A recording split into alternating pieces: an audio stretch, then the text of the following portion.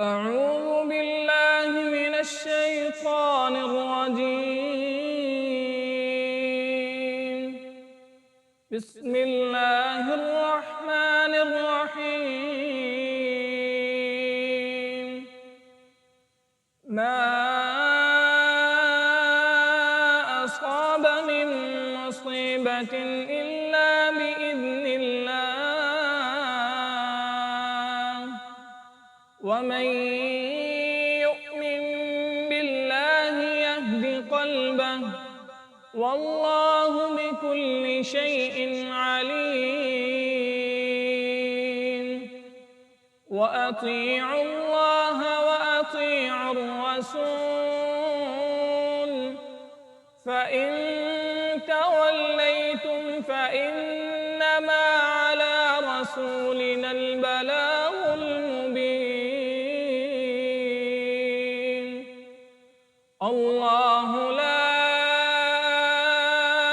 إله إلا هو، وعلى الله فليتوكل المؤمنون. يا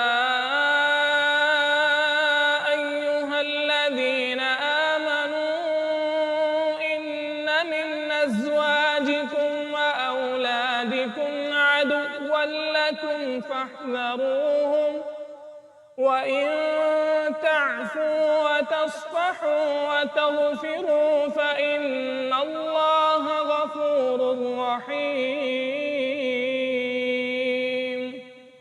إنما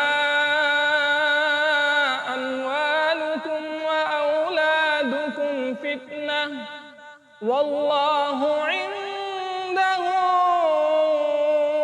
أجر عظيم.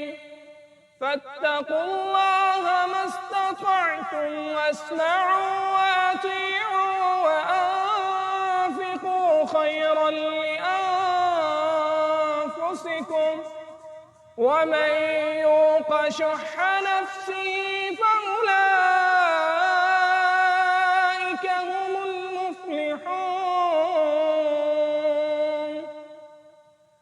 إن تقرضوا الله قرضا حسنا يضاعفه لكم ويغفر لكم، والله شكور حليم.